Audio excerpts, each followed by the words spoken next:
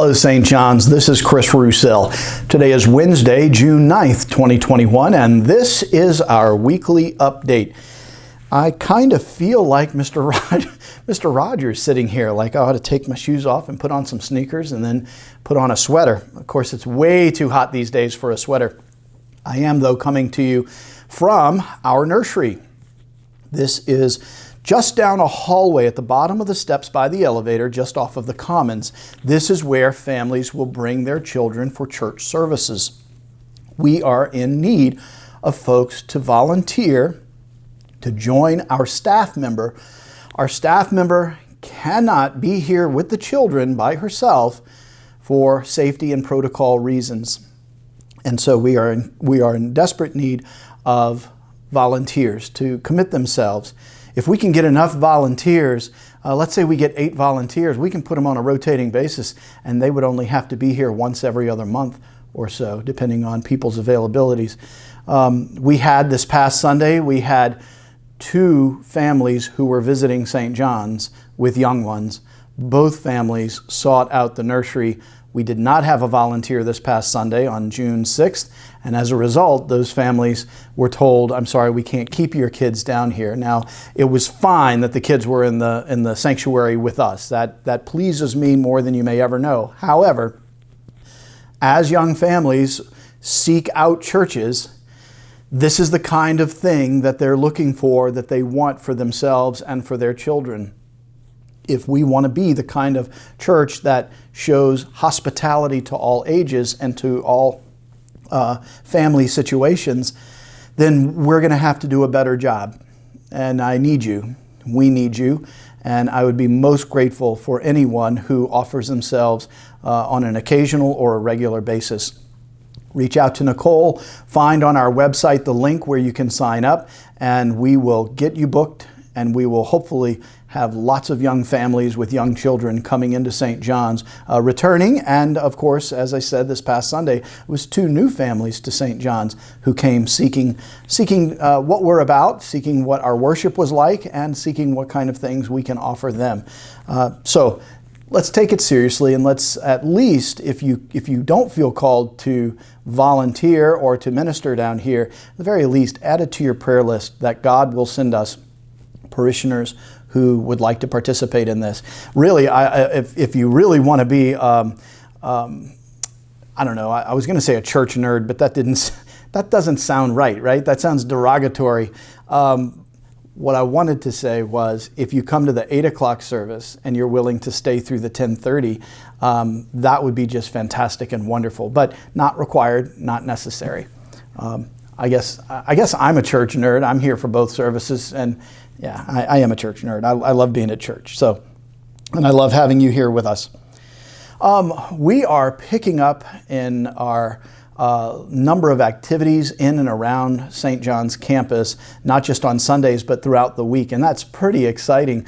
One of the consequences of that, however, is that oftentimes groups and entities will bump into each other if they have not properly reserved space here at St. John's.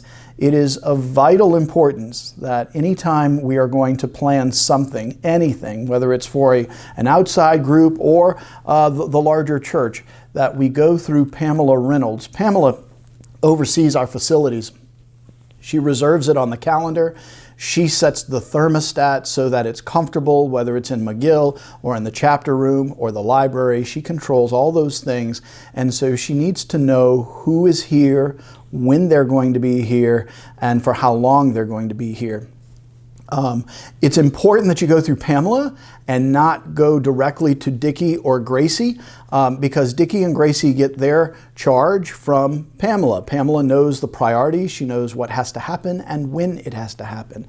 So by way of example, there was a group that that had asked Dickie to help them with something on a recent Friday.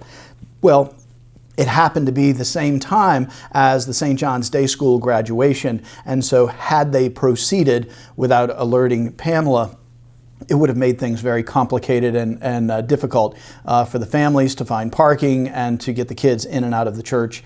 et cetera, et cetera. Also, we have Brooke Caton, who is going on to Duke University Medical Center. We have a reception for her coming up on Sunday, the 20th of June. And so there's been some requests that went directly to Dickie that asked if he could set tables up the Friday before. Well, we can't, because Saturday, the 19th at 10 a.m., we have Debbie Welker's memorial service.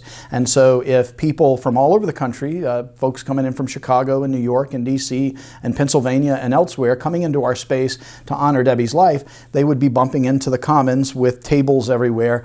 And so Dickie and Gracie very much want to respect requests and want to be of help and assistance to anyone who asks. But it's really important that we go through Pamela so that she can prioritize and schedule all of those things that need to take place. You know, you might not realize it, but this is a really huge operation we've got going here at St. John's, and we need to be able to funnel all of the information through at least one person for a variety of things. So thank you for your understanding. We know that ordinarily in the summer things die down around churches. We expect even more of a lull this summer as vaccinated folks are finding freedom and able to go off on vacation for the first time in over a year. So we are looking at really ramping up our programming year during our fall term. So look for more announcements come for September and beyond for adult forums, for Sunday school for children, teaching Sunday school opportunities for adults, the morning breakfasts that we do, all those things that make us who we are focusing right now on getting that planned and implemented for the fall term. Be thinking and praying over the course of the summer of how you want to participate, how you want to be involved here at St. John's.